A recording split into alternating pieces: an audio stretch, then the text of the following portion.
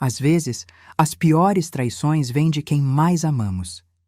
Descobri isso da maneira mais difícil, quando meu filho de 7 anos, com sua voz infantil e olhos amedrontados, revelou o impensável durante nossa rotina noturna. Mamãe, ouvi o papai falando no telefone ontem à noite. Ele tem uma namorada e eles vão pegar todo o seu dinheiro quando você viajar na semana que vem. Aquelas palavras inocentes desencadearam uma investigação que revelou não apenas uma traição conjugal, mas algo ainda mais terrível. Mas antes de continuar, confira se você já está inscrito no canal e escreva nos comentários. De onde você está assistindo este vídeo? Adoramos saber até onde nossas histórias estão chegando. Meu nome é Gabriela, tenho 38 anos. Até 3 meses atrás, eu acreditava ter um casamento sólido com Marcelo, meu marido de 12 anos. Morávamos em um apartamento confortável em Recife, com nosso filho Tiago, um menino inteligente e observador que sempre parecia perceber coisas que eu deixava passar. Como analista financeira sênior em uma multinacional, eu garantia um bom padrão de vida para nossa família. Marcelo era arquiteto, dono de um pequeno escritório que, segundo ele, estava quase decolando após anos de instabilidade. Na verdade, eu era a principal provedora da casa há pelo menos 5 anos, algo que nunca me incomodou verdadeiramente. Acreditava que éramos uma equipe, que os sucessos de um eram sucessos do casal. Naquela noite de terça-feira, eu estava arrumando as malas para uma viagem importante a Brasília. Era uma apresentação para potenciais investidores que poderia significar uma promoção. Enquanto dobrava blusas e verificava documentos, Tiago estava sentado na minha cama, brincando com seu dinossauro de pelúcia favorito, observando-me com aqueles olhos atentos que pareciam sempre guardar algum segredo. Vai ficar com o papai até sexta-feira, lembra? Comentei casualmente, tentando garantir que ele estivesse preparado para minha ausência. Tiago apenas assentiu, sem levantar os olhos do brinquedo. Havia algo diferente em seu comportamento. Um silêncio pensativo que não era típico de uma criança normalmente falante e curiosa. Atribuí a ansiedade pela minha viagem. Não era incomum crianças ficarem apreensivas quando os pais se ausentavam, mesmo que por poucos dias. Na hora de dormir, Tiago me pediu para ficar mais tempo com ele. Isso também não era incomum. Às vezes ele esticava a rotina noturna com pedidos de mais uma história, mais um copo d'água, mais um abraço. Deitei ao lado dele em sua cama de dinossauros, observando as estrelas fluorescentes coladas no teto que brilhavam suavemente no escuro. Ficamos em silêncio por alguns minutos, apenas sentindo a presença um do outro. Foi então que ele se virou para mim, seus olhos sérios sob a luz fraca do abajur. Mamãe, ele sussurrou, preciso te contar uma coisa, mas você tem que prometer não ficar brava. Claro que não ficarei brava, meu amor. Você pode me contar qualquer coisa, respondi, sentindo aquela intuição materna que nos alerta quando algo importante está prestes a ser revelado. Tiago respirou fundo, como se estivesse reunindo coragem. Ontem à noite, quando você estava tomando banho, eu desci para pegar água e ouvi o papai falando no telefone no escritório. Meu coração acelerou sutilmente. Marcelo frequentemente fazia ligações de trabalho à noite, mas algo no tom de Tiago me deixou alerta. E o que você ouviu, querido? Perguntei, mantendo a voz calma. Ele estava falando baixinho, rindo. Ele disse para a mulher que você vai viajar na semana que vem e que é a chance perfeita para eles irem ao banco e pegarem todo o dinheiro. Tiago fez uma pausa, seus olhos fixos nos meus. Depois ele disse que vocês vão se separar? E que eu vou morar com ele e a namorada dele? Mamãe, eu não quero morar com a namorada do papai. Eu quero ficar com você. Senti um frio percorrer minha espinha. Traições conjugais são devastadoras, mas isso soava como algo muito pior. Uma conspiração não apenas para me trair emocionalmente, mas para me arruinar financeiramente e tirar meu filho. Você tem certeza do que ouviu, Tiago? Perguntei, lutando para manter a compostura. Ele assentiu solenemente. Ele falou o nome dela várias vezes. É Camila. Disse que ela é muito inteligente, que o plano deles é perfeito e que você nunca vai descobrir até ser tarde demais. Abracei Tiago com força, minha mente processando rapidamente o que aquelas palavras significavam. Camila. O nome soava vagamente familiar. Talvez alguém do escritório de Marcelo? Respirei fundo, tentando organizar meus pensamentos. Você fez muito bem em me contar, meu amor. Foi muito corajoso da sua parte. Agora vamos dormir, está bem? Não se preocupe com nada disso. Eu vou cuidar de tudo. Tiago adormeceu em meus braços, a inocência de seus 7 anos permitindo que ele escapasse, pelo menos temporariamente, do peso da bomba que acabara de jogar em meu colo. Fiquei ali, acariciando seus cabelos, até ter certeza de que dormia profundamente. Então, com cuidado para não acordá-lo, levantei-me e fui para o meu quarto. Marcelo não estava lá. Tinha saído para tomar uma cerveja com colegas, algo que vinha se tornando cada vez mais frequente nos últimos meses. Sentei-me na beira da cama, tentando processar o que acabara de ouvir. Poderia Tiago ter entendido errado? Ele era apenas uma criança, afinal. Talvez tivesse interpretado mal uma conversa de negócios, mas não conseguia imaginar nenhum contexto profissional em que as palavras pegar todo o dinheiro e namorada fariam sentido. Decidi investigar. Abri meu laptop e comecei a revisar nossas contas bancárias. Marcelo e eu tínhamos contas individuais e uma conta conjunta para despesas da casa.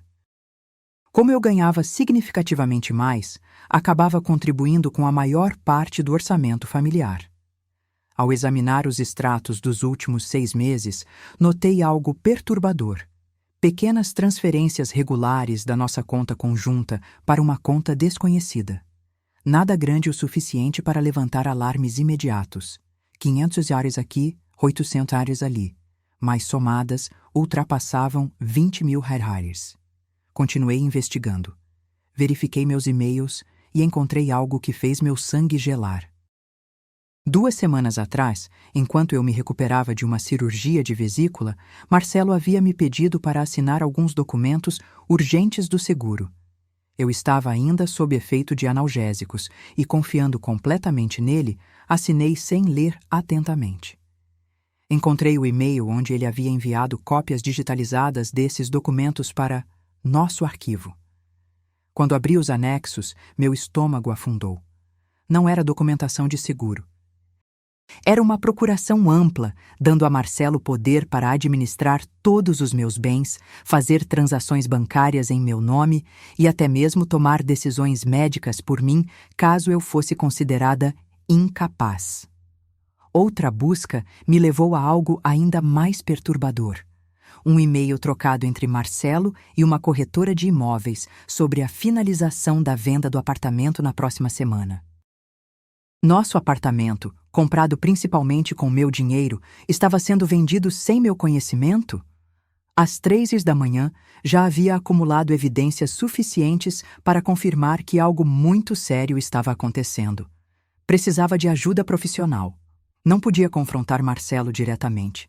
Se ele soubesse que eu estava ciente de seus planos, poderia acelerá-los ou tomar medidas mais drásticas. Quando o relógio marcou 7 da manhã, fiz a primeira ligação para minha amiga de faculdade, Renata, agora advogada especializada em direito familiar. Preciso te ver urgentemente. É uma emergência, disse, sem entrar em detalhes pelo telefone. Estou no escritório às 9h. Venha direto para lá, ela respondeu, captando a urgência na minha voz. Quando Marcelo acordou, agi normalmente. Servi o café como sempre, sorri quando ele beijou minha testa, discuti os detalhes da minha viagem como se nada estivesse errado. Observei cada gesto dele com novos olhos, o jeito como evitava contato visual prolongado, a maneira casual demais com que perguntou sobre meus horários em Brasília, o sorriso que não alcançava seus olhos. Preciso ir ao banco hoje, antes da viagem, mencionei casualmente. Posso fazer isso para você, ele ofereceu prontamente. Você deve estar ocupada com os preparativos da apresentação. Obrigada, mas prefiro ir pessoalmente. Quero discutir algumas coisas sobre meus investimentos. Vi um lampejo de preocupação em seus olhos, rapidamente mascarado. Como quiser, estarei no escritório o dia todo caso precise de algo. Assim que ele saiu, levei Tiago para a escola e segui direto para o escritório de Renata. Quando entrei, ela percebeu imediatamente que algo estava muito errado. Fechou a porta, ofereceu-me água e esperou pacientemente enquanto eu tentava controlar minha respiração. Acho que meu marido está planejando me roubar e levar meu filho, declarei finalmente, colocando sobre a mesa todas as evidências que havia coletado durante a noite. Renata examinou tudo metodicamente: a procuração, os extratos bancários, os e-mails sobre a venda do apartamento. Isso é grave, Gabriela, disse ela após terminar a leitura. Se sua suspeita estiver correta, estamos falando de fraude conjugal, falsificação de documentos e possível alienação parental. Precisamos agir rápido, mas com inteligência. O que devo fazer? Confrontá-lo? Absolutamente não, ela respondeu firmemente.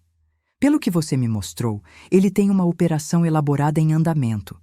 Se perceber que você sabe, pode acelerar os planos ou tomar medidas mais drásticas. O tom sério dela intensificou meu medo. Você acha que eu e Tiago estamos em perigo? Não acredito em risco físico imediato, mas certamente há risco financeiro e emocional.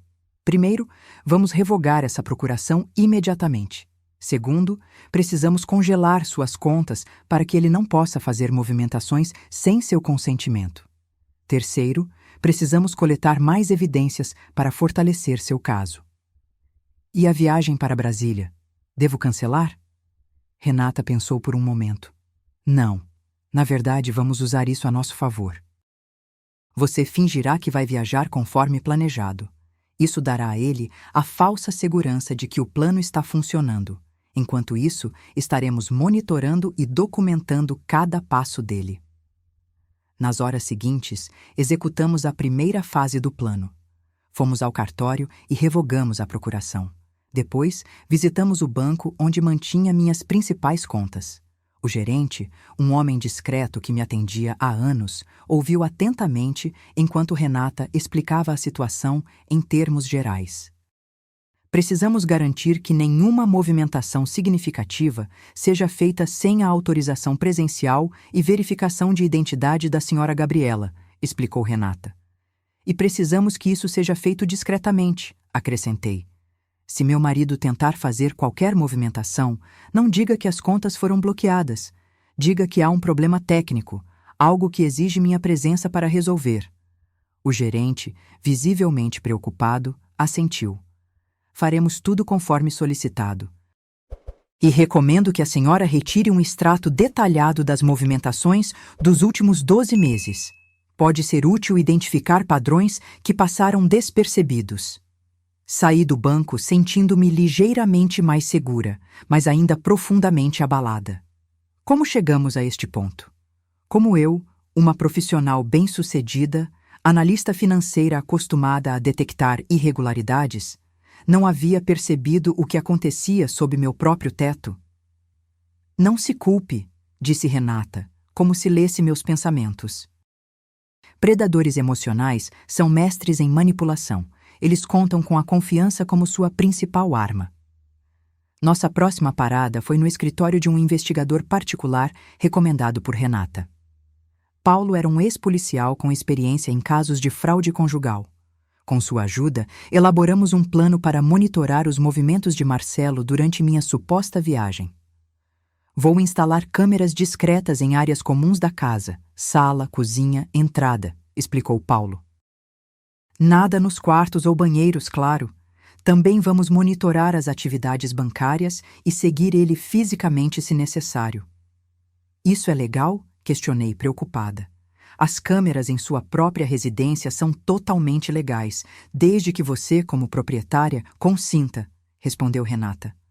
O monitoramento bancário será feito através de seus próprios acessos, e o segmento em locais públicos não infringe nenhuma lei. Voltei para casa no meio da tarde, a tempo de buscar Tiago na escola. Tentei agir normalmente, mas minha mente estava em turbilhão. Enquanto Tiago fazia a lição de casa na mesa da cozinha, examinei discretamente gavetas, armários, o escritório de Marcelo, procurando qualquer evidência adicional. Em uma pasta escondida no fundo da gaveta da escrivaninha, encontrei algo perturbador. Um cartão de visita de uma clínica psiquiátrica com uma consulta agendada para a doutora Marina Santos na sexta-feira, exatamente durante minha suposta estadia em Brasília. Virando o cartão, havia uma anotação manuscrita. Laudo de incapacidade, urgente. Meu sangue gelou. O plano parecia cada vez mais claro e assustador. Marcelo não planejava apenas esvaziar minhas contas e vender nossa casa. Ele pretendia me declarar mentalmente incapaz, possivelmente para garantir a guarda total de Tiago e evitar que eu contestasse legalmente suas ações. Quando Marcelo chegou em casa naquela noite, tive que usar todas as minhas forças para agir normalmente. Jantamos em família, com Tiago contando sobre seu dia na escola, Marcelo fazendo perguntas aparentemente interessadas, e eu contribuindo com sorrisos e comentários enquanto meu estômago se contorcia de ansiedade. "Está tudo bem?" perguntou Marcelo, quando me encontrou olhando fixamente para o nada enquanto lavava a louça. "Sim, só cansada, nervosa com a apresentação." Ele se aproximou colocando as mãos em meus ombros, um gesto que costumava me trazer conforto, mas que agora me causava repulsa. "Vai dar tudo certo. Você sempre arrasa nessas apresentações." Sorri fracamente. "Obrigada." Por sinal, ele continuou, num tom casual que agora soava calculado. "Lembra daqueles documentos do seguro que você assinou o mês passado? Precisam ser atualizados antes da sua viagem. Pode passar no banco amanhã?" Mantive minha expressão neutra com esforço. "Infelizmente, amanhã vai ser impossível. Tenho reuniões o dia todo e ainda preciso finalizar a apresentação. Podemos deixar para quando eu voltar?" Vi um lampejo de irritação cruzar seu rosto, rapidamente substituído por um sorriso forçado. "Claro, sem problemas." Após colocar Tiago para dormir, com a promessa de que tudo ficaria bem e pedindo que ele não mencionasse nossa conversa ao pai, tomei um banho longo, deixando as lágrimas finalmente caírem, misturando-se à água quente. Como pude ser tão cega? Como confiei tão completamente em alguém capaz de tal traição? Mais tarde, enquanto Marcelo tomava banho, examinei seu celular rapidamente. Estava bloqueado com senha, algo que não era comum antes. Tentei algumas combinações óbvias, sem sucesso. Contudo, mesmo na tela bloqueada, vi notificações de mensagens de alguém identificado apenas como CM. Provavelmente Camila, a mulher mencionada por Tiago. Deitei-me fingindo dormir quando Marcelo entrou no quarto. Ele ficou um tempo no celular, provavelmente respondendo às mensagens de sua cúmplice, antes de apagar a luz. Permaneci imóvel, ouvindo sua respiração eventualmente se acalmar, indicando que havia adormecido. Levantei-me silenciosamente e fui para o banheiro, levando meu celular. Liguei para Renata. "Encontrei mais evidências", sussurrei. "Um cartão de uma clínica psiquiátrica com uma consulta marcada para quando eu estiver supostamente viajando. Tem uma anotação sobre laudo de incapacidade." O silêncio do outro lado da linha foi mais alarmante que qualquer resposta. "Renata?" "Isso é mais sério do que imaginávamos", ela finalmente respondeu. "Ele não está apenas planejando uma fraude financeira, mas possivelmente tentando te declarar incapaz de cuidar de Tiago ou de gerenciar seus próprios recursos. Gabriela, você precisa ter muito cuidado até executarmos nosso plano." "Estou com medo", admiti, sentindo lágrimas voltarem a brotar. "Não por mim, mas por Tiago." "Vamos proteger vocês dois", garantiu Renata. "Só mais um dia e teremos tudo documentado. Agora tente descansar um pouco." Dormir, no entanto, era impossível.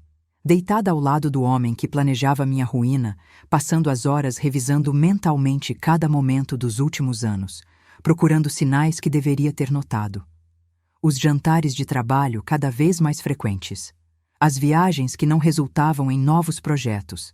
As pequenas mentiras sobre onde havia estado ou com quem havia falado.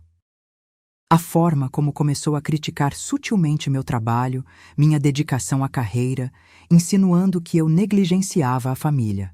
Na manhã seguinte, continuei com a encenação. Arrumei a mala para a suposta viagem, verifiquei documentos, confirmei com Marcelo que ele buscaria Tiago na escola. Tem certeza que não quer que eu te leve ao aeroporto? Ele perguntou, com aquela falsa preocupação que agora me revirava o estômago. Não precisa. Já chamei um táxi. Você tem aquela reunião importante hoje, lembra? Ele pareceu momentaneamente desconcertado. Provavelmente não havia nenhuma reunião, mas se recuperou rapidamente. É verdade, tinha esquecido. Despedi-me de Tiago com um abraço apertado, sussurrando em seu ouvido. Seja corajoso por mais um dia, meu herói. Amanhã tudo estará melhor. Ele assentiu solenemente, seus olhos mostrando uma compreensão além de seus anos. Marcelo me acompanhou até a porta, carregando minha mala, com um sorriso que agora me parecia mais uma ameaça do que um gesto de carinho. Boa viagem, querida. Não se preocupe com nada aqui. Cuidarei de tudo. Tenho certeza que vai, respondi, mantendo minha voz firme. Entrei no táxi, que deu a volta no quarteirão e me deixou no carro de Paulo, o investigador, estacionado discretamente algumas ruas adiante. De lá, fomos para um hotel na cidade, onde Renata já nos aguardava com todo o equipamento de monitoramento instalado e funcionando. Agora, era só esperar e ver o plano de Marcelo se desenrolar, e com isso, coletar todas as provas necessárias para detê-lo antes que fosse tarde demais. No quarto de hotel, que agora servia como nossa central de operações, Paulo havia montado um sistema de monitoramento impressionante. Um laptop mostrava as imagens das câmeras escondidas em nossa casa. Outro exibia a localização do celular de Marcelo em tempo real, graças a um aplicativo de localização familiar que ele, ironicamente, havia instalado em todos os nossos telefones, por segurança. E um terceiro estava conectado às minhas contas bancárias e ao e-mail, monitorando qualquer atividade. O sistema está totalmente operacional, explicou Paulo. Se ele fizer qualquer movimento suspeito, saberemos imediatamente. Renata voltou de uma ligação, seu rosto sério. Acabei de falar com a diretora da escola do Tiago. Expliquei a situação em linhas gerais e pedi que não liberassem Tiago para ninguém, além de você ou sua mãe, nem mesmo para Marcelo, até segunda ordem. Ela compreendeu a gravidade e garantiu que tomarão todos os cuidados. Assenti, grata. Embora Marcelo ainda tivesse legalmente o direito de buscar nosso filho na escola, isso criaria ao menos um obstáculo temporário se ele tentasse fugir com Tiago antes que pudéssemos agir legalmente. As primeiras horas foram angustiantes. Marcelo estava em casa, aparentemente trabalhando em seu escritório. Ocasionalmente, o víamos fazer ligações, sempre se afastando das áreas com câmeras, provavelmente conversando com Camila ou outros cúmplices. Ao meio-dia, ele saiu. Paulo imediatamente iniciou o rastreamento físico, seguindo-o discretamente em um segundo veículo, enquanto continuávamos monitorando pelo GPS. Ele está indo em direção ao banco, observou Renata, olhando para a tela. Meu coração acelerou. O plano estava em ação. 20 minutos depois, o celular de Paulo tocou. Confirmado. Ele acabou de entrar na agência principal do seu banco. O gerente, conforme instruído, havia colocado um pequeno microfone em sua mesa, permitindo que ouvíssemos a conversa. A qualidade não era perfeita, mas suficiente. Bom dia. Gostaria de fazer uma transferência da conta da minha esposa. A voz de Marcelo soou, confiante e casual. Certamente, Sr. Mendes. Tem a procuração necessária? O gerente respondeu, seguindo o script que havíamos combinado. Sim, aqui está. Houve um silêncio enquanto o gerente supostamente examinava o documento, que sabíamos ter sido revogado no dia anterior. Lamento, Sr. Mendes, mas parece haver um problema com este documento. Não consta como válido em nosso sistema. A voz de Marcelo mudou sutilmente, tensão evidente. Deve haver algum engano. Minha esposa assinou isso pessoalmente há algumas semanas. Entendo, senhor, mas conforme nossos registros, esta procuração foi revogada ontem. Revogada? Isso é impossível. Minha esposa está viajando. Ela não poderia ter revogado nada. Os registros indicam que a senhora Gabriela esteve pessoalmente na agência ontem à tarde, senhor. Talvez antes de viajar? Silêncio. Podíamos quase sentir a mente de Marcelo trabalhando furiosamente, tentando entender o que havia acontecido. Deve haver algum erro. Posso falar com o gerente geral? Certamente. Aguarde um momento. Mais alguns minutos de conversa seguiram-se, com Marcelo ficando visivelmente mais agitado, exigindo explicações, insistindo que havia algum erro. Eventualmente, ele saiu do banco sem conseguir realizar nenhuma transação. Fase 1 completa, murmurou Renata, fazendo anotações. Ele tentou acessar suas contas usando uma procuração revogada. Isso já é evidência de tentativa de fraude. O próximo destino de Marcelo foi uma imobiliária no centro da cidade. Paulo continuou seguindo-o, tirando fotos discretas de sua entrada no estabelecimento. Não tínhamos áudio lá dentro, mas cerca de 40 minutos depois, Marcelo saiu parecendo ainda mais perturbado, praticamente correndo para o carro. Algo deu errado com a venda do apartamento também, especulei. Provavelmente. Avisei a todas as principais imobiliárias da cidade que qualquer tentativa de transação envolvendo seu imóvel deve ser reportada imediatamente, pois há uma disputa legal em andamento, explicou Renata. Marcelo voltou para casa e imediatamente fez uma ligação. Desta vez, cometeu o erro de falar na cozinha, onde uma de nossas câmeras tinha áudio. Tudo deu errado, ele dizia, a voz trêmula de raiva. A procuração foi revogada, Camila. Como isso é possível? Ela não sabia de nada. A voz da mulher do outro lado não era audível, mas a resposta de Marcelo foi reveladora. Não sei como ela descobriu, mas precisamos de um plano B. Você ainda consegue aquele laudo psiquiátrico? Sim, preciso dele agora, não na sexta. Se ela revogou a procuração, significa que suspeita de algo. Precisamos agir antes que ela tome mais medidas. Ele fez uma pausa, ouvindo. Sim, vou buscar Tiago na escola agora mesmo. Podemos ficar na sua casa por alguns dias, até resolvermos isso. Ela não vai me tirar meu filho, gelei. Ele estava planejando levar Tiago embora naquele momento. Vou ligar para a diretora da escola, disse Renata imediatamente, pegando o telefone.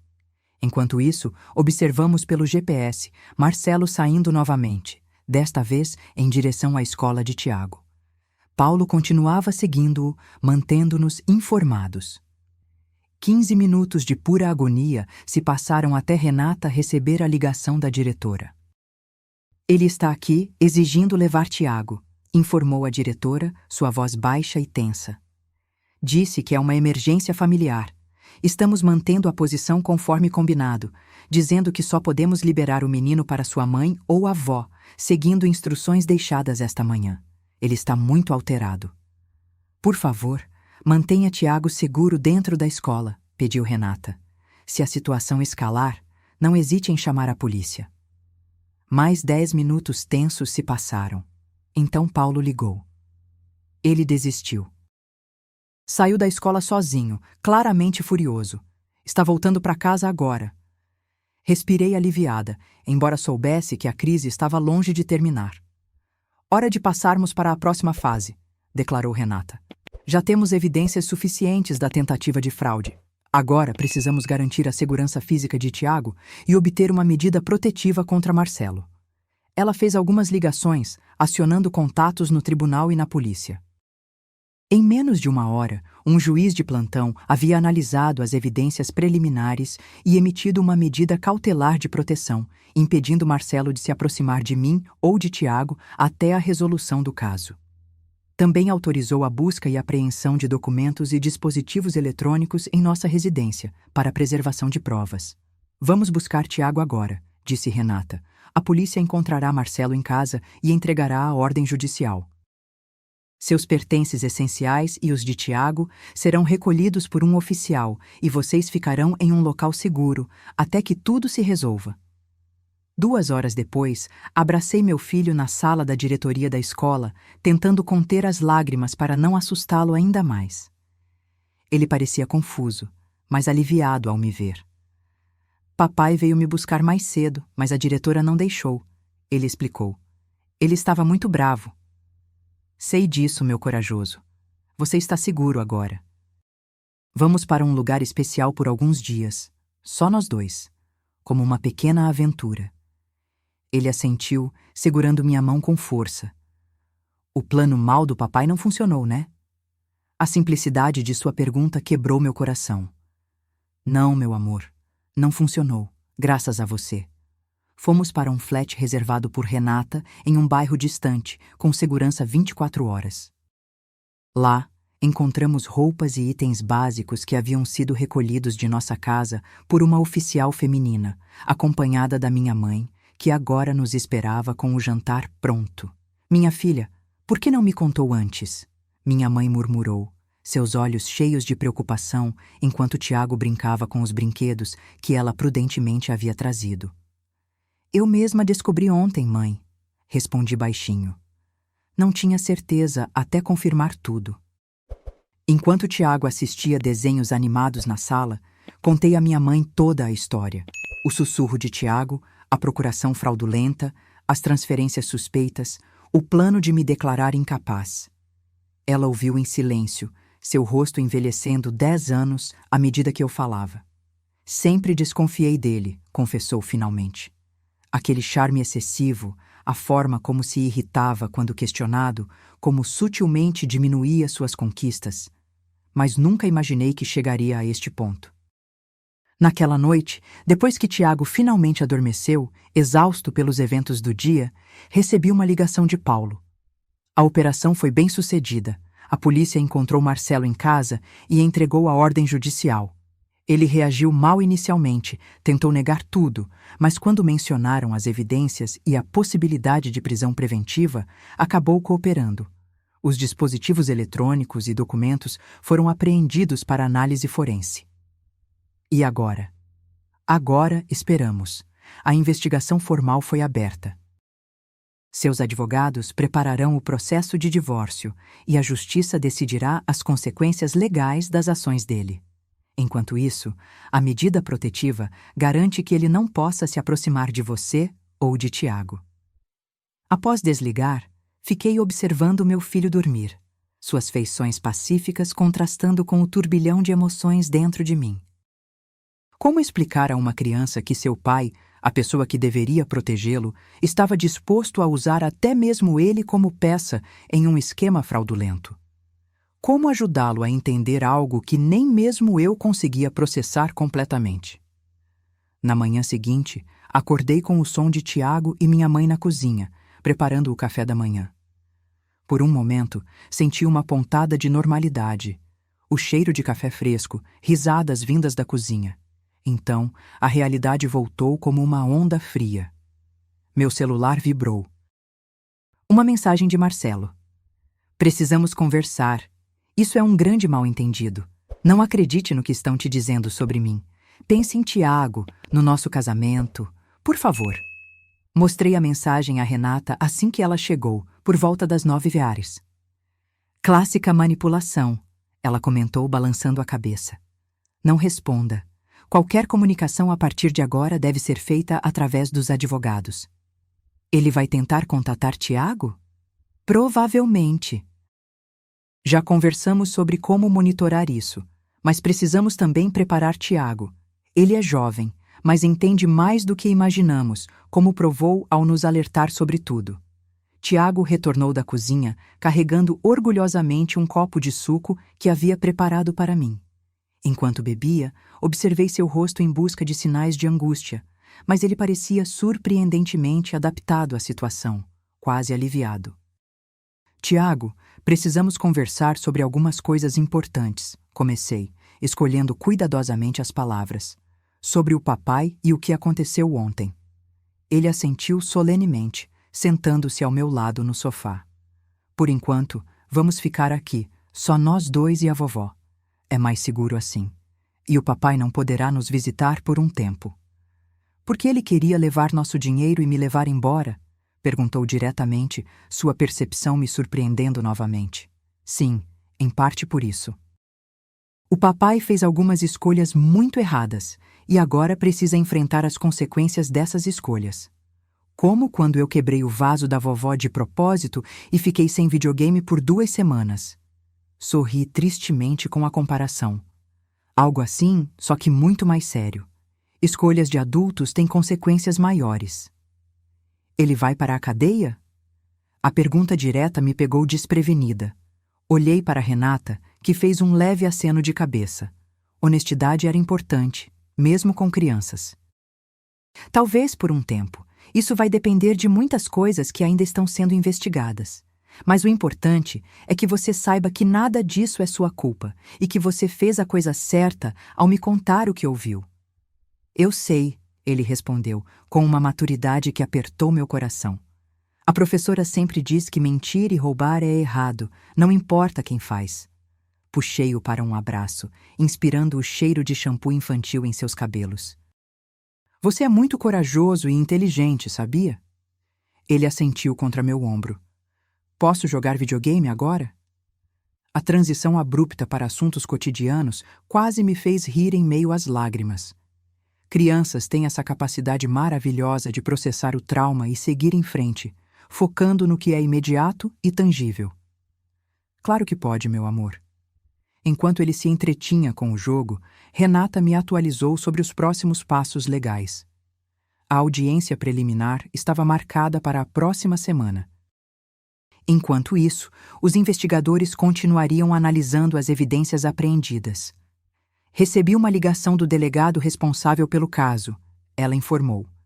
Encontraram mais do que esperávamos no computador de Marcelo. E-mails detalhando o plano, pesquisas sobre como obter laudos psiquiátricos fraudulentos, até mesmo buscas sobre países sem tratado de extradição com o Brasil. Ele realmente planejava fugir com meu filho, murmurei, a realidade da situação me atingindo em ondas. Há mais, continuou Renata, hesitante. Identificaram a tal Camila. É Camila Monteiro, advogada especializada em direito imobiliário.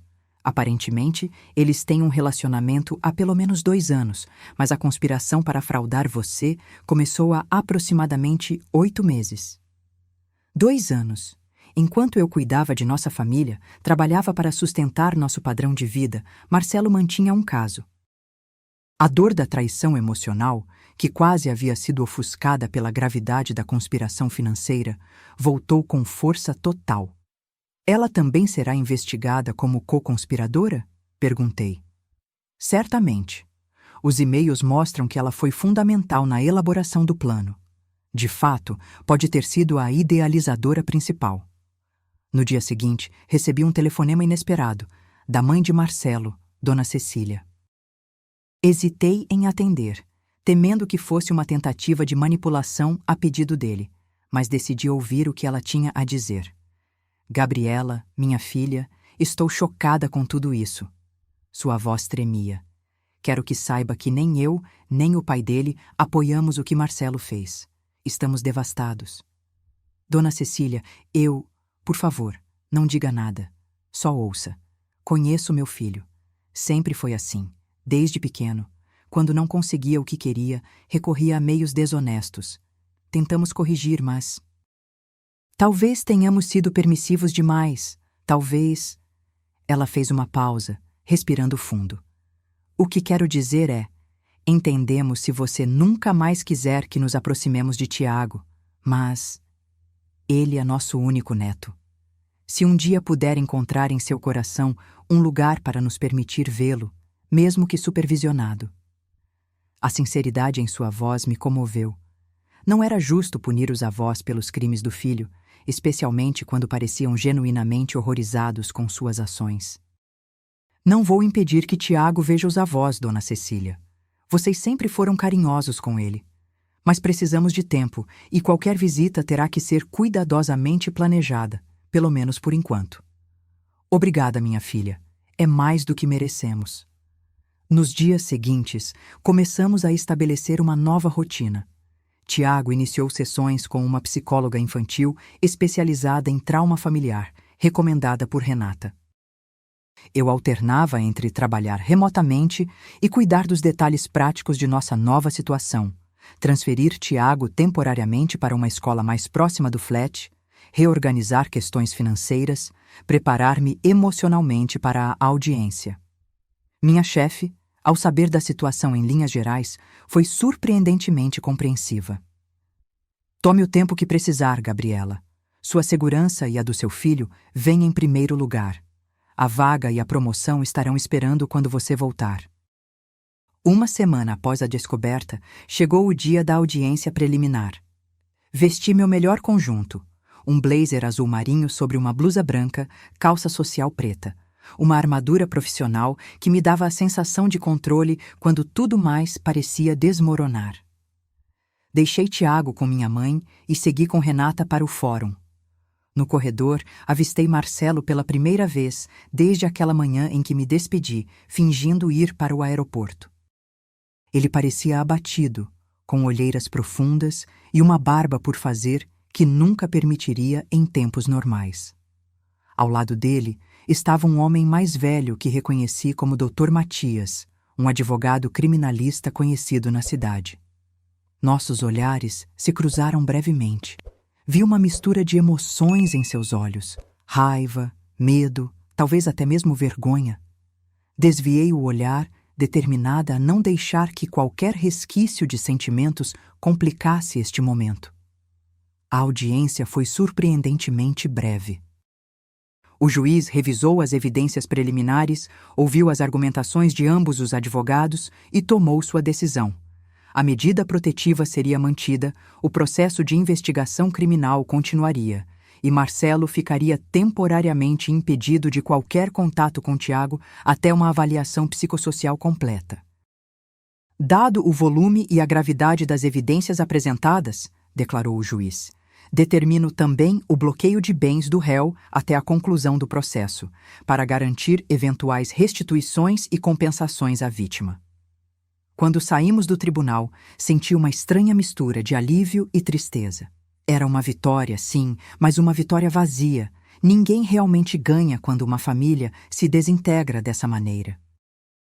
O que deveria ser um relacionamento de confiança e parceria havia se transformado em um caso judicial, com evidências, audiências e medidas protetivas.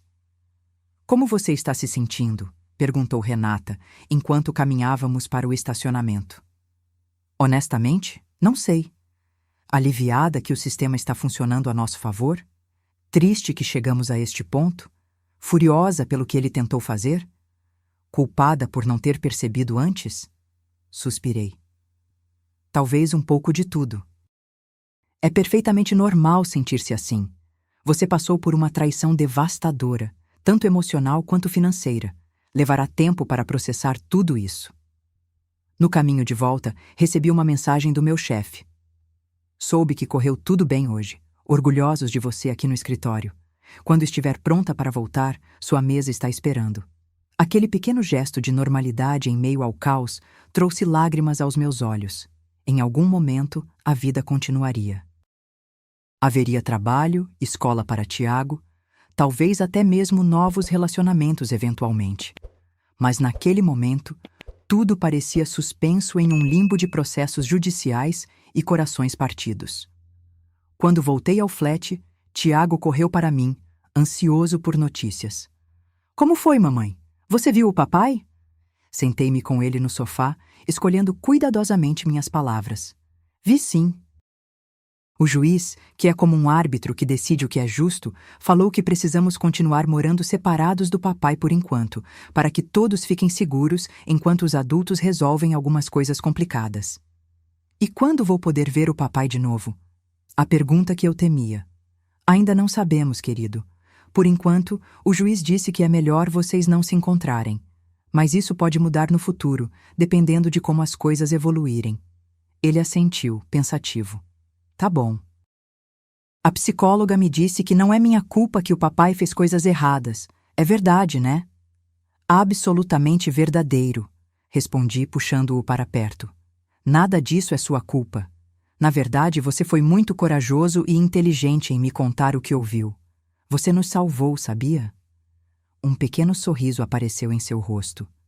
Como um super-herói. Exatamente como um super-herói, o Super Tiago. Nas semanas seguintes, nossa vida começou a encontrar um novo ritmo. Alugamos um apartamento pequeno, mas confortável, em um condomínio seguro. Transferi Tiago definitivamente para uma escola próxima, onde ele logo fez novos amigos. Voltei ao trabalho em horário reduzido, com a flexibilidade de trabalhar parcialmente de casa. A investigação criminal prosseguia.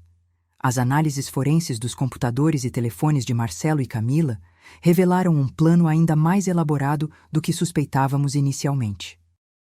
Além da tentativa de fraude financeira e do falso laudo psiquiátrico, descobriu-se que eles haviam consultado advogados no Uruguai sobre procedimentos de imigração e guarda de menores em casos de cônjuge com problemas mentais. 3 meses após a descoberta inicial, chegou o dia do depoimento de Tiago. Renata havia conseguido que fosse realizado em uma sala especial para crianças, com profissionais especializados e de forma a minimizar o trauma. Ainda assim, a ideia de meu filho de 7 anos tendo que testemunhar em um processo criminal contra o próprio pai me causava profunda angústia. Não se preocupe, garantiu a psicóloga que acompanhava Tiago. Crianças são surpreendentemente resilientes, especialmente quando se sentem seguras e apoiadas.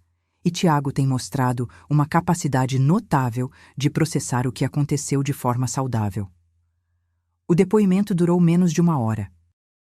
Quando saiu da sala especial, Tiago parecia tranquilo, quase aliviado. Como foi, meu amor? Perguntei, abraçando-o. Foi fácil. Eu só contei o que ouvi naquela noite, como o papai falava sobre pegar seu dinheiro e me levar para morar com a namorada dele. Eles gravaram tudo num vídeo. A psicóloga que conduziu o depoimento se aproximou. Ele foi incrível. Claro, direto, sem contradições. Um testemunho muito valioso. Enquanto Tiago ia ao banheiro, acompanhado por um dos assistentes, a psicóloga acrescentou em voz baixa. Ele mencionou algo interessante que talvez você não soubesse.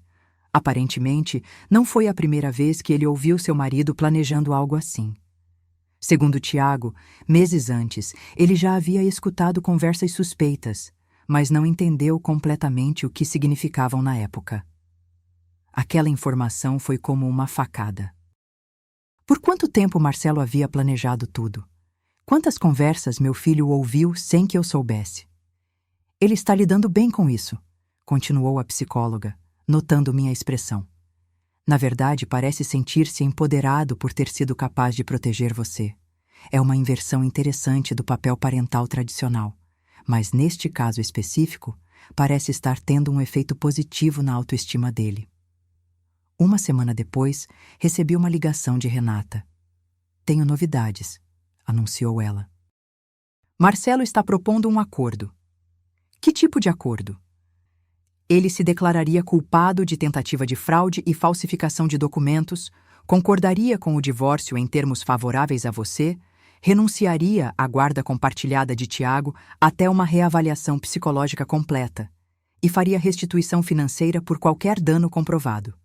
Em troca, você retiraria as acusações mais graves que poderiam resultar em uma pena de prisão mais longa. Fiquei em silêncio, processando.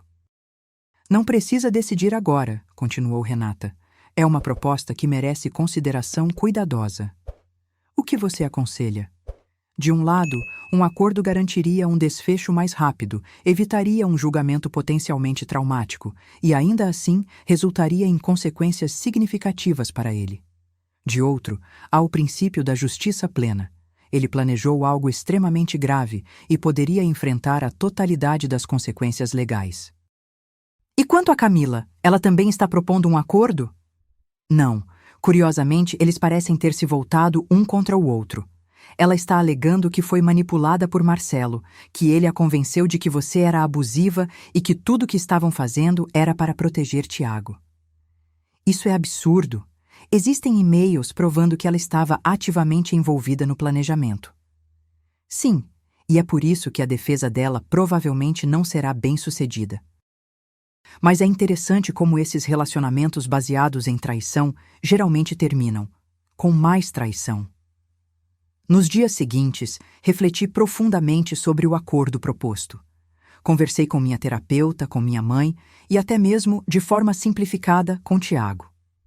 A decisão não era simples. Havia questões de justiça, de closure emocional, de bem-estar futuro de todos os envolvidos. Por fim, decidi aceitar o acordo, com algumas condições adicionais. Queria garantias de que Marcelo faria terapia intensiva antes de qualquer consideração sobre retomar contato com Tiago. Também insisti que qualquer visita futura seria inicialmente supervisionada por profissionais, não apenas por mim. Não estou fazendo isso por ele, expliquei à minha mãe, que questionou minha decisão. Estou fazendo por Tiago e também por mim. Um julgamento prolongado manteria essa ferida aberta por anos. Precisamos começar a curar e reconstruir nossas vidas. 6 meses após aquela noite fatídica em que Tiago sussurrou seu aviso, nosso divórcio foi finalizado. Marcelo cumpria serviço comunitário e frequentava terapia obrigatória como parte de sua sentença suspensa. Camila enfrentava um processo disciplinar na Ordem dos Advogados e possivelmente perderia sua licença para advogar. Tiago e eu nos mudamos para um novo apartamento, menor que o anterior, mas nosso, completamente nosso. Decoramos juntos, escolhendo cores vibrantes para o quarto dele e tons serenos para os espaços comuns. Adotamos um gato de um abrigo local, Cosmo, um felino preto e branco que rapidamente se tornou o terceiro membro de nossa pequena família.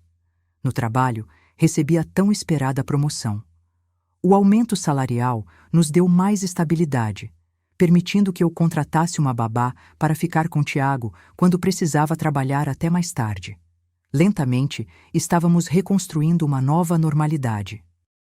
Uma noite, enquanto preparávamos juntos o jantar, uma nova tradição que havíamos estabelecido, Tiago me fez uma pergunta que vinha esperando.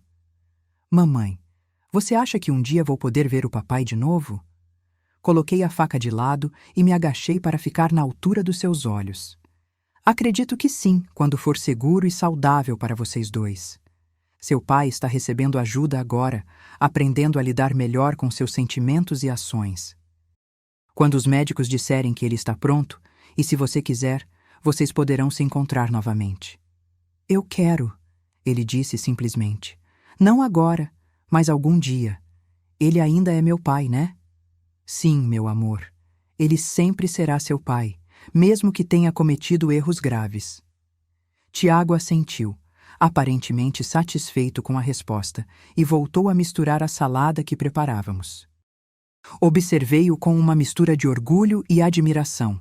Sua capacidade de processar situações complexas, de manter espaço para o perdão mesmo em meio à dor, era uma lição para mim.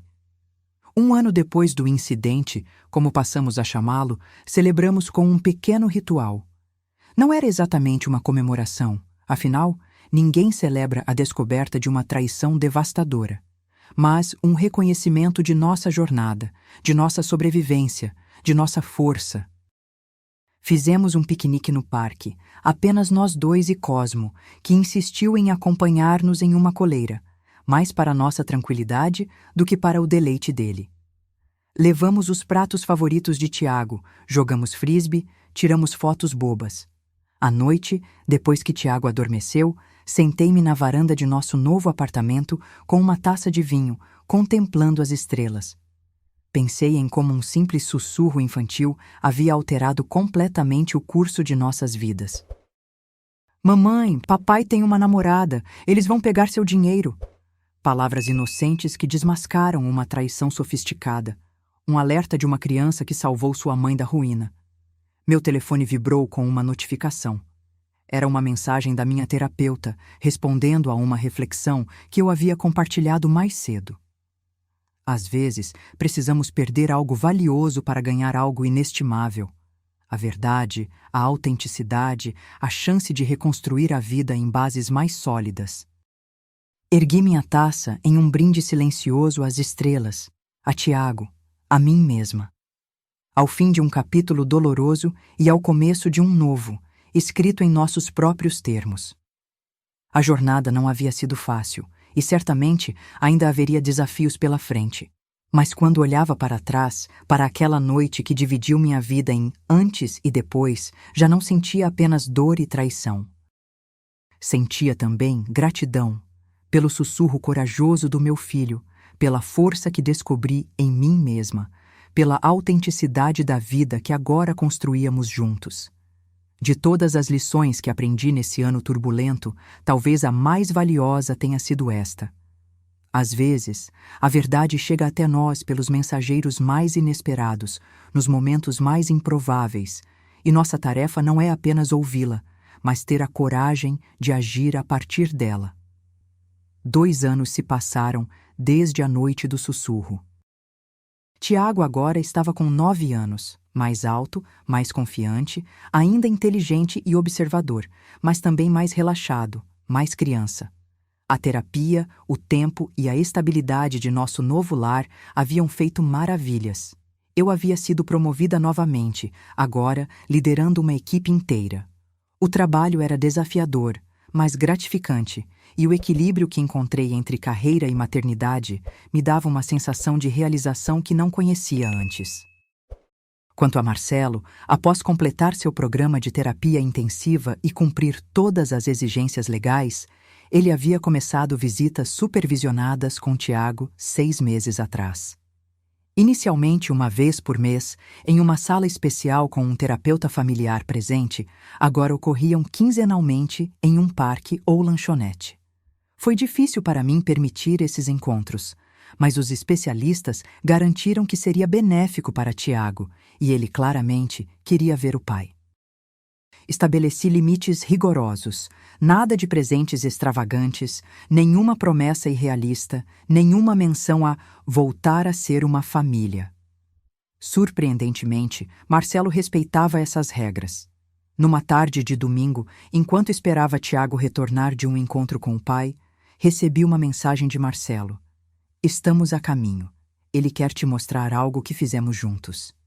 15 minutos depois, Tiago entrou correndo, segurando orgulhosamente uma pequena caixa de madeira. Mamãe, olha! Papai e eu fizemos uma caixa de tesouro. Ele me ensinou a lixar a madeira e tudo mais. Examinei a caixinha, sinceramente impressionada com o acabamento. Está linda, filho. Vocês trabalharam bem juntos. Marcelo permaneceu à porta, mantendo a distância respeitosa que havíamos estabelecido. Nossos olhares se cruzaram brevemente. Não havia mais aquela tensão hostil dos primeiros meses, nem tampouco qualquer centelha romântica. Era algo mais complexo, um reconhecimento mútuo de tudo que havíamos perdido e talvez de um novo tipo de relação que lentamente emergia das cinzas. Ele se comportou? Perguntei, mais por hábito do que por real preocupação. Perfeitamente. Fizemos a caixa, depois tomamos sorvete e conversamos sobre o projeto de ciências dele. Assenti. Obrigada por trazê-lo na hora. Sempre. Ele hesitou, como se quisesse dizer mais alguma coisa, mas então apenas acenou para Tiago. Até semana que vem, campeão. Não se esqueça de me contar como foi a feira de ciências. Depois que ele saiu, Tiago correu para mostrar a caixa a Cosmo, que demonstrou o nível exato de interesse felino. 0. Aquela noite, enquanto organizava algumas papeladas, encontrei um envelope que havia guardado há muito tempo. Dentro estava a transcrição do depoimento de Tiago, aquelas palavras inocentes que mudaram tudo. Ouvi papai dizendo que ia pegar todo o dinheiro da mamãe e me levar para morar com a namorada dele. Um arrepio familiar percorreu minha espinha ao relembrar aquele momento. 2 anos depois, ainda parecia surreal, como algo que aconteceu com outra pessoa, em outra vida. Meu telefone tocou, interrompendo meus pensamentos. Era Helena, uma colega de trabalho que se tornara amiga próxima durante minha recuperação desse trauma. Ainda vamos ao cinema amanhã? Ela perguntou após os cumprimentos iniciais. Claro, minha mãe já confirmou que ficará com Tiago. Ótimo! E depois podemos jantar naquele restaurante que comentei. O chefe é fantástico. Sorri para mim mesma. Helena vinha tentando me convencer a voltar a viver há meses, organizando saídas, apresentando-me a amigos, criando oportunidades para que eu experimentasse algo além do circuito trabalho-casa-escola. Inicialmente resisti. A ideia de confiar em alguém novamente, mesmo em uma simples amizade, parecia arriscada demais. Mas aos poucos, com a ajuda contínua da terapia, comecei a me abrir para novas conexões. Parece ótimo, respondi, surpreendendo a mim mesma com o entusiasmo genuíno na minha voz. Depois de desligar, voltei à sala para encontrar Tiago dormindo no sofá, a caixa de madeira firmemente segurada contra o peito. Cosmo estava enrolado ao lado dele, formando uma pequena ilha de paz doméstica. Com cuidado, levei Tiago para a cama, colocando a caixa na mesa de cabeceira. Quando o cobri, ele abriu os olhos brevemente. Mamãe, murmurou, meio adormecido. Estou feliz que somos só nós dois. Está tudo bem assim. Também estou feliz, meu amor, sussurrei, beijando sua testa. Durma bem. De volta à sala, sentei-me com uma xícara de chá, contemplando o futuro que se abria à nossa frente. Um futuro que, 2 anos atrás, eu mal conseguia imaginar. Não apenas sobrevivendo, mas vivendo plenamente, construindo algo novo e autêntico das ruínas do que havia sido destruído. O sussurro de Tiago naquela noite não havia apenas salvado nossas finanças ou nosso bem-estar imediato. Havia nos libertado para uma vida mais verdadeira, mais consciente, mais nossa. Peguei meu diário e escrevi. 3 anos atrás, acreditava que felicidade significava uma família perfeita, um casamento estável, tudo seguindo o roteiro esperado. Hoje, sei que felicidade é autenticidade. Viver verdadeiramente, sem ilusões, sem máscaras. É ter coragem de ouvir os sussurros que tentam nos alertar, mesmo quando vêm de fontes inesperadas. É reconstruir a partir das cinzas, não o que era antes, mas algo novo e mais forte. Fechei o diário e apaguei as luzes, exceto pela pequena luminária que mantínhamos acesa para Cosmo, que insistia em perambular pela casa à noite. Nosso apartamento não era grande nem luxuoso, mas tentar novamente. E continuar, mas era nosso, verdadeiramente nosso. Cada detalhe havia sido escolhido por mim ou por Tiago. As almofadas coloridas que ele adorava, os vasos de plantas que trouxeram vida aos cantos, as fotos emolduradas de nossos momentos juntos, a estante de livros que crescia a cada mês. Era um espaço que refletia quem éramos agora, sem sombras do passado. Na manhã seguinte, preparei o café da manhã enquanto Tiago arrumava sua mochila para a minha escola. Essa rotina matinal, que uma vez pareceu tão comum, agora carregava um significado especial para mim. A normalidade reconquistada, a simplicidade preciosa do cotidiano. Lembrou do trabalho de ciências? Perguntei, colocando um prato de panquecas na mesa. Sim, está tudo na pasta azul, como você me ensinou. Ele sorriu orgulhosamente. A organização não vinha naturalmente para ele, mas estávamos trabalhando nisso juntos. Enquanto comíamos, observei como ele havia crescido. Não apenas fisicamente, mas emocionalmente. A terapia o ajudara a processar o trauma de maneira saudável, transformando o que poderia ter sido uma ferida permanente em uma fonte de resiliência. Mamãe, ele disse de repente, entre garfadas, a professora pediu para fazermos uma redação sobre heróis. É mesmo? E sobre quem você vai escrever? Ele deu de ombros, tentando parecer casual, mas seus olhos brilhavam. Ainda não sei. Talvez sobre você. Senti meu coração apertar. Eu? Por que eu seria uma heroína? Porque você salvou a gente. Quando tudo ficou ruim, você não deixou que o papai levasse nosso dinheiro ou me levasse embora. Você lutou por nós. Ele tomou um gole de suco.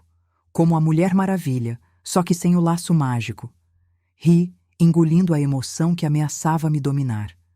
Bem, para ser justa, você também é um herói nessa história. Foi você quem me alertou sobre tudo, lembra? Sim, mas eu só ouvi uma conversa.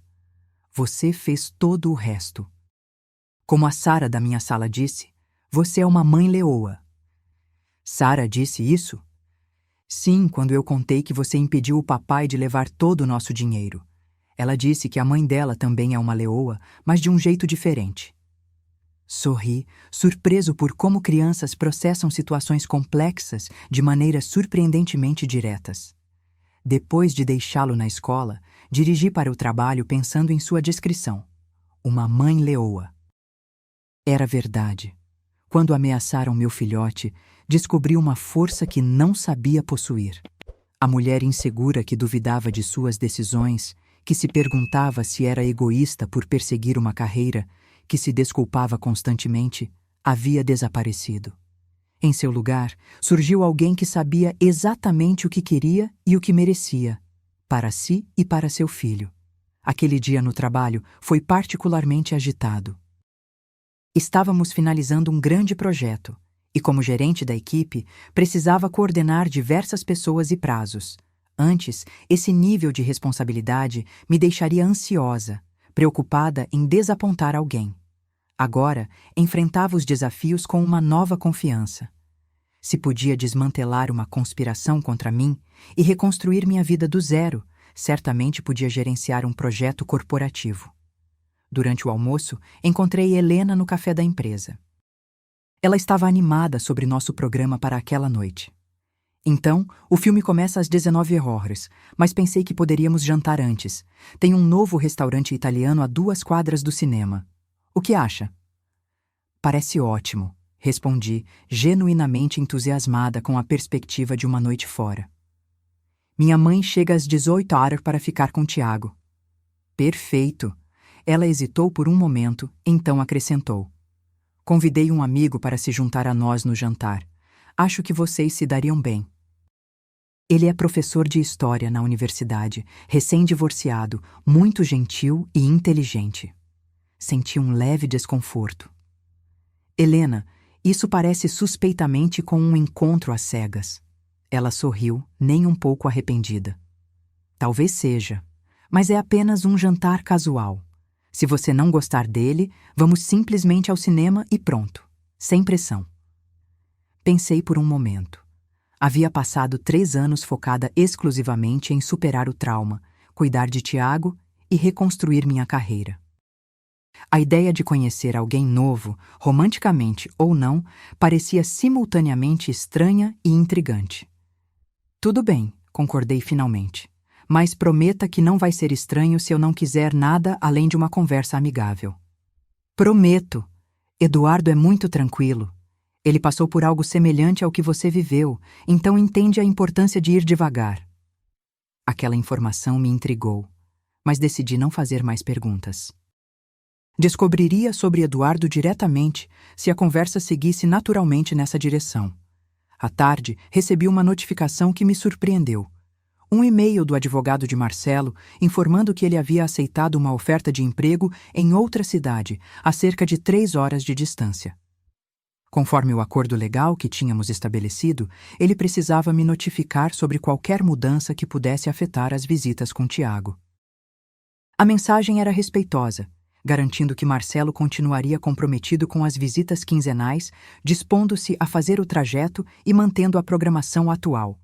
Também sugeria a possibilidade, no futuro, e com meu consentimento, de Tiago ocasionalmente passar um final de semana com ele na nova cidade, quando ambos estivéssemos confortáveis com a ideia.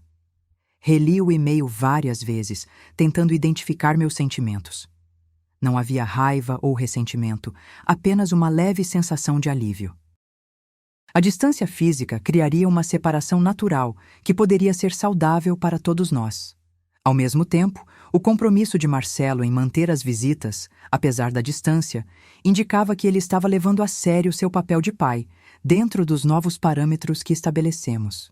Respondi agradecendo pela notificação e afirmando que conversaríamos sobre os detalhes logísticos na próxima visita. Não mencionei a ideia de Tiago passar fins de semana com ele. Isso era algo que exigiria muito mais tempo e confiança para eu considerar. Quando cheguei em casa, encontrei Tiago brincando com Cosmo, tentando ensiná-lo a dar a pata. Uma missão impossível com nosso gato determinadamente independente. Meu professor adorou meu trabalho de ciências. Ele anunciou assim que entrei. Disse que estava muito bem pesquisado e que as fotos que tiramos dos estágios da planta ficaram ótimas. Isso é maravilhoso, filho. Estou muito orgulhosa de você. Abaixei-me para um abraço, que ele retribuiu com entusiasmo. Que tal comemorarmos com pizza no jantar, antes da vovó chegar? Sim, ele pulou animadamente. Posso escolher os sabores? Enquanto esperávamos a pizza, contei a ele sobre a mudança de Marcelo. Papai vai morar em outra cidade? Ele franziu o senho, processando a informação. Sim, mas não é muito longe. Ele prometeu continuar vindo te ver nas mesmas datas, e quando for mais velho, talvez você possa visitá-lo lá também. Tiago ficou quieto por um momento, pensativo. Isso é bom ou ruim? Uma pergunta simples, mas profunda. Acho que não é nem bom nem ruim, apenas diferente. É uma mudança, como tantas outras que já enfrentamos. O importante é que seu pai continua querendo passar tempo com você, mesmo tendo que viajar para isso. Ele assentiu, parecendo satisfeito com a explicação. É como quando mudei de escola. No começo foi estranho, mas depois ficou bom. Exatamente assim, confirmei, admirando sua capacidade de encontrar paralelos compreensíveis. Quando minha mãe chegou, trouxe biscoitos caseiros e um novo livro para Tiago. Aos 65 anos, ela havia se tornado ainda mais presente em nossas vidas desde o incidente, equilibrando seu apoio com um cuidado para não sufocar nossa independência. Você está linda, comentou ela enquanto eu terminava de me arrumar. Esse vestido te favorece muito. Olhei-me no espelho. O vestido azul marinho era simples, mas elegante. Algo que havia comprado para mim mesma no meu último aniversário, uma pequena celebração de minha renovada autonomia. Obrigada, mãe. É apenas um jantar casual com amigos. Ela sorriu, aquele sorriso conhecedor de mãe. Claro que é. Divirta-se, querida. Você merece. No restaurante, Helena já estava à mesa com Eduardo. Ele se levantou quando me aproximei, alto, com cabelos grisalhos nas têmporas e um sorriso gentil. Não era convencionalmente bonito, mas havia algo atraente em sua presença calma e nos olhos inteligentes por trás dos óculos de armação discreta. Você deve ser Gabriela, ele disse, estendendo a mão. Helena falou muito bem de você. Espero que não tenha acreditado em tudo, brinquei, tentando esconder meu nervosismo. Quanto, exatamente, Helena havia contado sobre minha história. A conversa fluiu surpreendentemente bem. Eduardo era articulado, engraçado de uma maneira sutil e um excelente ouvinte. Falamos sobre livros, filmes, a cidade, nossos trabalhos. Ele compartilhou histórias engraçadas sobre seus alunos universitários e demonstrou genuíno interesse quando falei sobre meus projetos no trabalho. Foi durante a sobremesa que a conversa tomou um rumo mais pessoal. Helena mencionou que você tem um filho, ele comentou. Sim, Tiago. Ele tem 9 anos agora. Uma idade maravilhosa. Minha filha Ana está com 13, entrando na adolescência com toda a intensidade que isso implica. Você mora com ela? Guarda compartilhada. Ela fica comigo uma semana, com a mãe na outra. Foi difícil no começo, mas encontramos um ritmo que funciona. Hesitei, incerta se deveria perguntar mais. Ele percebeu minha curiosidade. Helena provavelmente mencionou que passei por um divórcio complicado. Ele ofereceu. Minha ex-esposa teve um caso com meu melhor amigo, alguém que conhecia desde a faculdade, padrinho do nosso casamento. Foi... Ele fez uma pausa, buscando a palavra. Devastador na época. Sinto muito, disse sinceramente. Ele deu de ombros, um gesto que comunicava não indiferença, mas aceitação. Foi há 4 anos. A dor diminui. O que permanece é uma espécie de gratidão pela verdade, por mais dolorosa que tenha sido. Viver uma mentira é muito pior. Suas palavras ressoaram profundamente em mim. Entendo perfeitamente esse sentimento. Nossos olhares se encontraram, e houve um momento de reconhecimento mútuo. Duas pessoas que haviam enfrentado traições, sobrevivido e encontrado um novo caminho. Não precisávamos compartilhar todos os detalhes para compreender a jornada um do outro. O filme depois do jantar foi agradável, uma comédia leve que nos fez rir genuinamente. Quando Eduardo e Helena me deixaram em casa, trocamos números, algo que fiz com naturalidade, sem ansiedade ou segundas intenções. Era apenas uma conexão humana, uma possibilidade. Minha mãe estava lendo no sofá quando entrei. Tiago já havia adormecido. Como foi? Ela perguntou, fechando o livro. Surpreendentemente bom, respondi honestamente. Não sei se vai dar em algo romântico, mas gostei da companhia dele. Isso já é um grande passo, ela observou. Lembra quando você dizia que nunca mais confiaria em ninguém? Sorri, reconhecendo o caminho que havia percorrido. As pessoas podem mudar de ideia. Não é mudar de ideia, ela corrigiu gentilmente. É curar. E você fez um trabalho incrível nisso, filha. Depois que ela saiu, verificando Tiago, que dormia tranquilamente, parei na varanda de nosso apartamento. A cidade brilhava abaixo, milhares de luzes representando milhares de vidas, cada uma com suas próprias histórias de perda, cura e recomeço. Pensei no sussurro de Tiago 3 anos atrás, aquelas palavras infantis que desencadearam uma avalanche de mudanças. Se pudesse voltar no tempo e falar com a Gabriela daquela noite, o que diria a ela? Talvez simplesmente: escute o sussurro. Confie em seu filho. Confie em si mesma. A estrada será difícil, mas do outro lado há uma vida mais verdadeira esperando por você. 3 anos e meio após o incidente, a vida havia encontrado um novo ritmo. Tiago estava prosperando na escola. Eu havia sido promovida a diretora financeira. E nosso apartamento se tornara verdadeiramente um lar. Cosmo havia adotado uma companheira felina, Luna, uma gata malhada resgatada da rua que, após inicial desconfiança, tornou-se inseparável dele. Eduardo e eu continuamos nos encontrando. Começamos devagar. Cafés ocasionais, uma caminhada no parque, conversas que gradualmente se aprofundaram. Ele conheceu Tiago 4 meses depois de nosso primeiro jantar em um encontro casual no zoológico. Os dois se deram surpreendentemente bem, conversando sobre dinossauros e compartilhando um interesse por histórias de aventura. Ana, a filha de Eduardo, levou mais tempo para se abrir comigo. Aos 13 anos, estava naturalmente mais cautelosa com novas pessoas na vida de seu pai. Nossa aproximação aconteceu por acaso, através de um livro que ambas estávamos lendo. Aquela pequena coincidência literária abriu a porta para outras conversas e, lentamente, construímos nossa própria relação, independente de Eduardo ou Tiago. Marcelo continuava visitando Tiago a cada 2 semanas, fazendo a viagem de 3 horas fielmente. Com o tempo, a tensão entre nós havia diminuído até um ponto onde podíamos conversar civilizadamente sobre questões relacionadas a Tiago, sem a carga emocional dos primeiros meses. Ele parecia genuinamente arrependido e comprometido em ser um pai melhor. Embora eu soubesse que a confiança quebrada jamais seria completamente restaurada.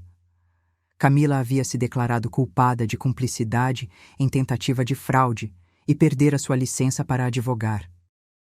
Ocasionalmente, via seu nome em notícias locais, associado a pequenos empreendimentos ou causas comunitárias, aparentemente tentando reconstruir sua vida e reputação. Numa tarde de sábado, enquanto arrumávamos o quarto de Tiago para pintar, ele havia finalmente superado a fase dos dinossauros e queria um espaço mais maduro. Encontramos uma caixa esquecida no fundo do armário. "O que é isso?" perguntou Tiago, puxando-a para fora. Reconheci imediatamente.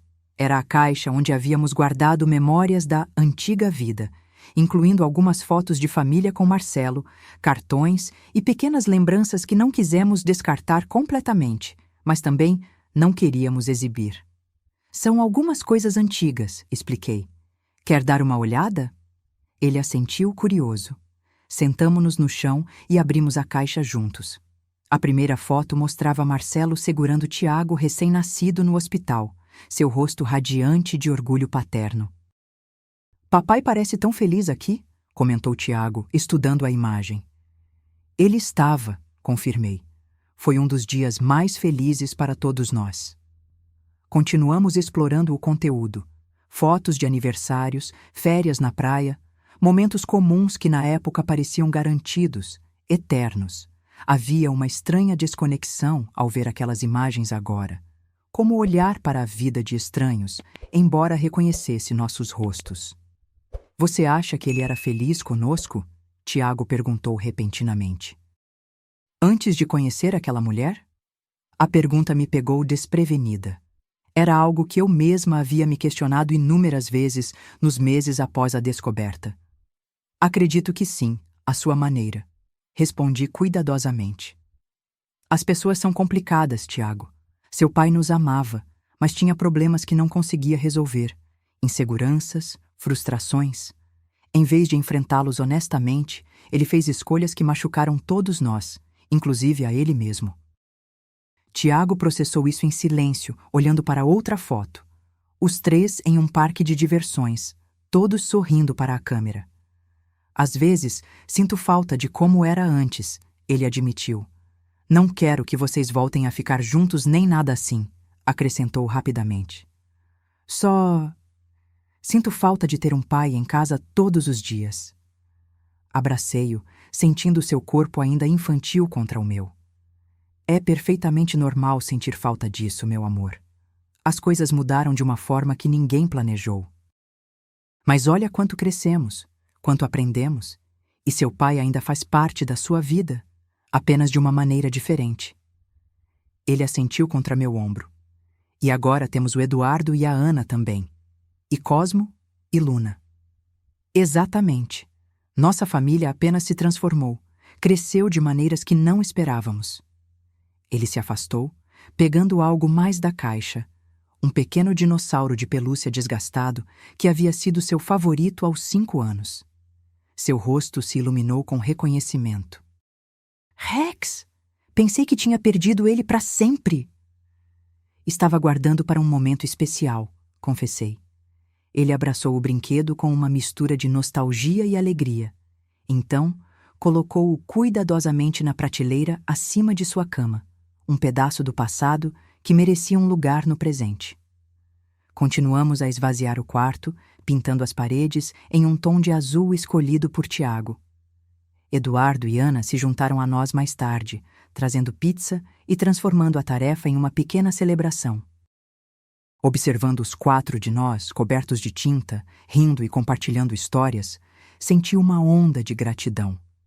Esta não era a família que imaginei ter quando me casei com Marcelo. Não era o felizes para sempre tradicional que as histórias nos fazem esperar. Era imperfeita, reconstruída a partir de fragmentos, formada por escolhas conscientes em vez de expectativas sociais. E era profundamente, incrivelmente real. Naquela noite, depois que Tiago dormiu e Eduardo e Ana foram embora, encontrei o bilhete novamente. Um pequeno papel que havia guardado todos esses anos, onde registrei as exatas palavras de Tiago naquela noite que mudou tudo. Mamãe, papai tem uma namorada, eles vão pegar seu dinheiro. Palavras simples que desencadearam uma tempestade. Um sussurro que havia destruído e, paradoxalmente, salvado nossa família.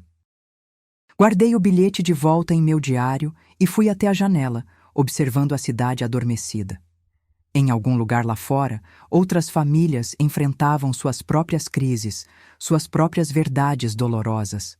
Em algum lugar, outra mãe talvez estivesse ouvindo um sussurro revelador, enfrentando a escolha entre a verdade dolorosa e a ilusão confortável.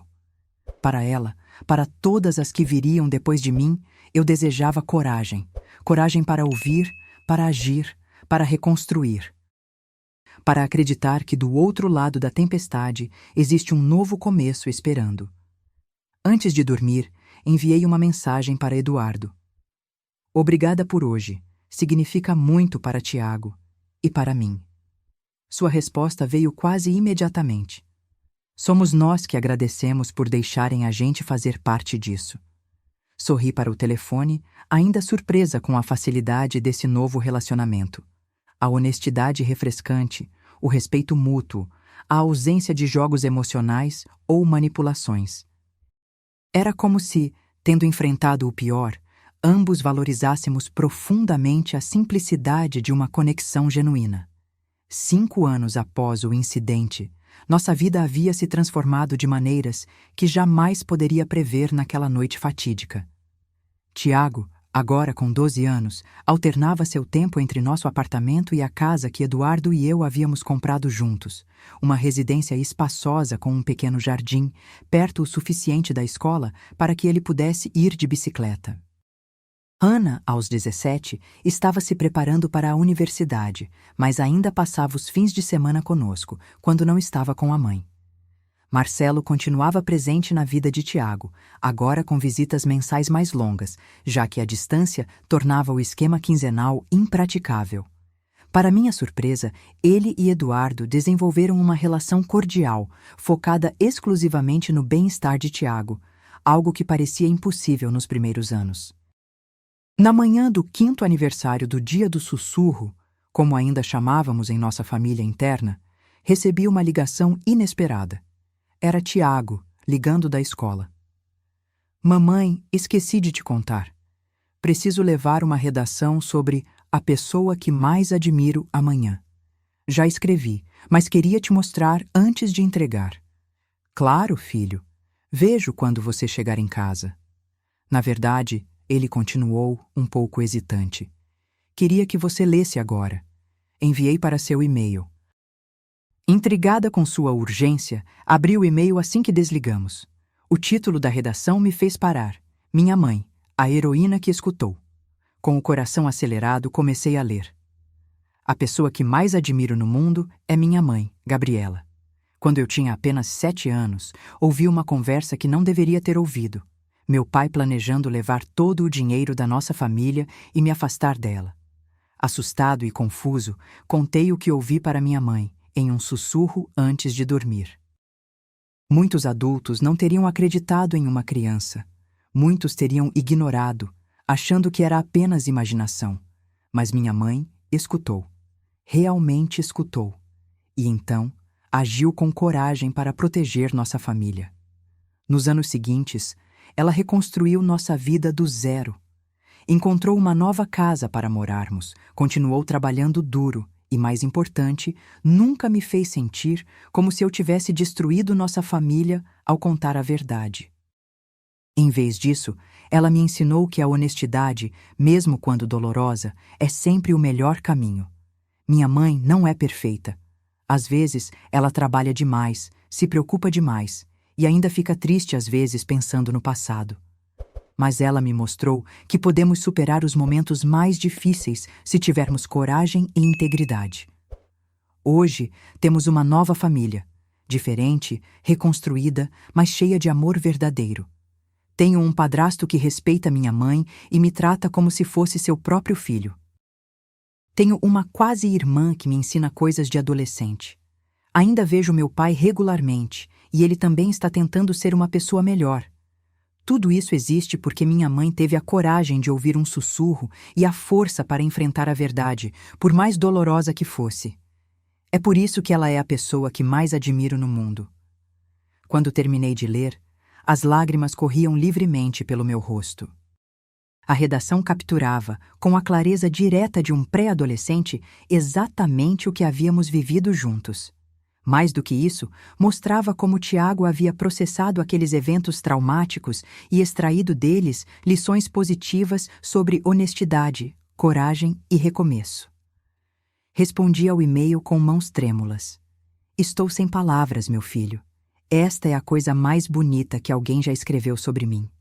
Estou tão orgulhosa do jovem homem que você está se tornando. Te amo infinitamente.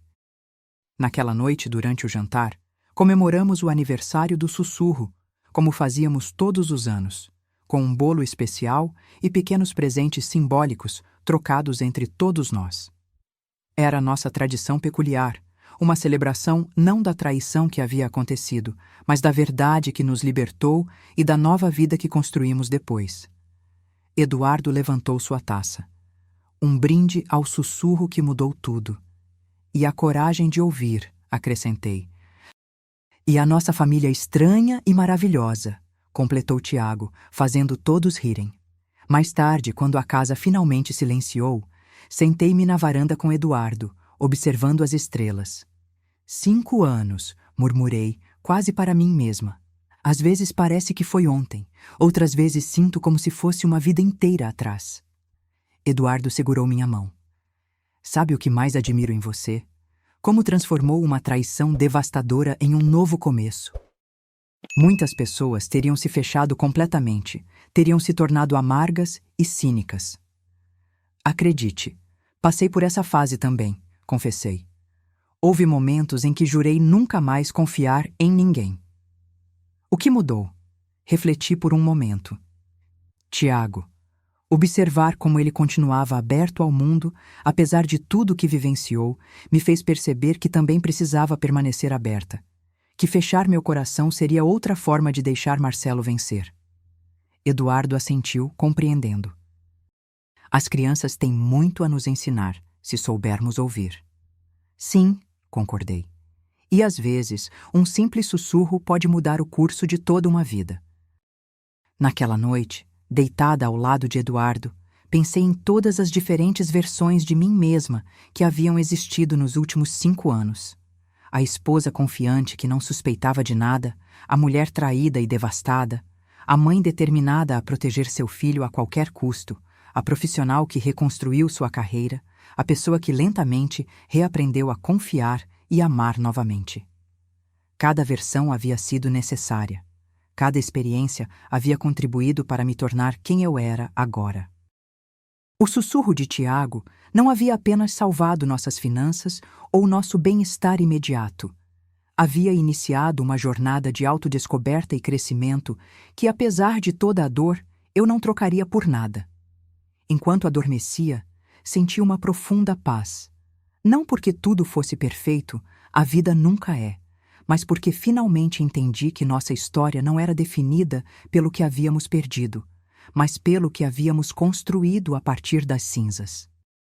E tudo começou com um sussurro corajoso e a decisão de ouvir a verdade, por mais dolorosa que fosse. Agora, se você gostou dessa história, clica em S inscrever e me diz nos comentários qual parte te deixou de queixo caído. E não esqueça de se tornar membro para ter acesso a vídeos exclusivos que não posto aqui. Te espero lá.